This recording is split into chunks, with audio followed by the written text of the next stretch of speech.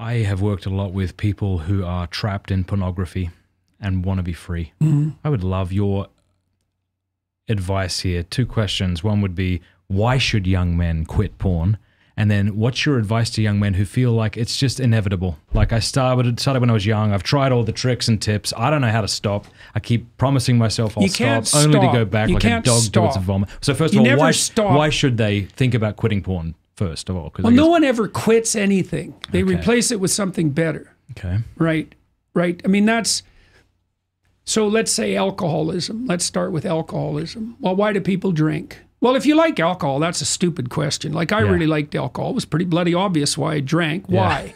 Well, it made my social relationships feel closer. Yeah. It woke me up. It quelled my anxiety. And it knocked out the part of my mind that was concerned with future consequences. So it was like impulsivity. So like, you don't need an explanation for that. And some people are particularly susceptible to that alcohol effect. I had a friend, colleague named Frank Irvin back at McGill, and he had a monkey ranch on St. Kitts, green monkeys, vervets, if I remember correctly. I think that's what they are. And he'd feed them rum and Coke. 5% of them would drink Tacoma on first exposure. Right, 5%. It was like, alcohol? Huh. Just like Barney Gumble in The Simpsons. Where have you been all my life? Yes. Right. Well, so how do people quit drinking? Well, no treatment centers work. Really? No. But people do quit. The most reliable cure for alcoholism is religious transformation. And that's been known even among the secular, what would you say, psychiatrists for like 80 years. Well, what happens when you decide you're going to do something other than drink? Okay. You got to get rid of all your friends, because all your friends are drunks, right? You got to get rid of probably a fair chunk of your family. All of your social habits are wrong. Every single one of them. Everything you do that isn't work, that's alcohol related, that's your life. All that has to be replaced. You need a replacement. So I would say to young men who are listening to this podcast, for example, if you want to stop engaging in a self-destructive, impulsive, and juvenile habit, whatever it is, make a plan. We have a program online at selfauthoring.com called Future Authoring. It's like it helps you make a vision. So you're ashamed of yourself for some reason. That's why your conscience is calling at you. You know you're taking the easy way out. Okay, what are you being called to? Why are you plagued by doubts about the appropriateness of your behavior? Well, because something is beckoning to you. Well, what? An unrealized vision. So in the Future Authoring program, people are asked to, okay, so here's the deal. It's like a covenant. Here's the deal. 5 years from now, you can be who you would like to be, and you can have what you need within the bounds of reason, if you specify it. So if you could be who you would like to be, and if you could have what you think you need, in principle, what would that look like?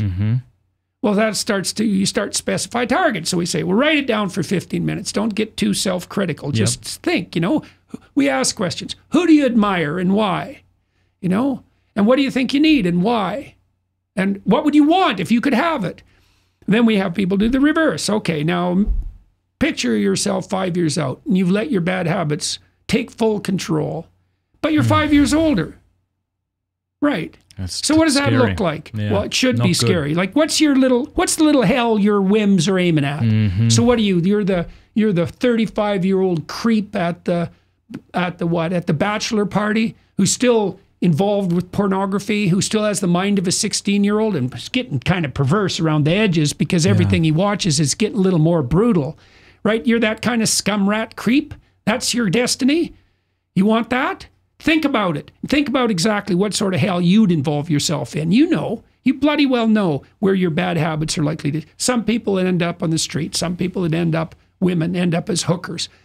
There's addiction. There's pimping. There's what? There's like brutal cynicism. There's lots of hells. You have yours. You can be sure of that, where your temptation would lead you. You want to think that through and decide if that's where you want to go. And then when you're tempted, you can think, oh, that's a pathway to hell. Maybe no. right? You need both of those. That's why in the archetypal realm, the moral landscape is anchored with heaven and hell.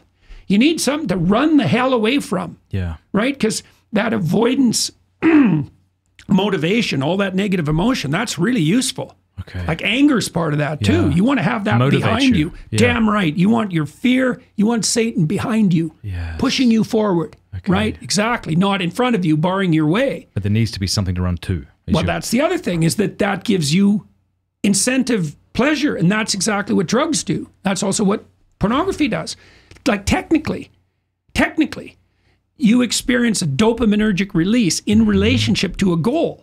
And when all the drugs of addiction produce dopaminergic release, all the bad habits, right?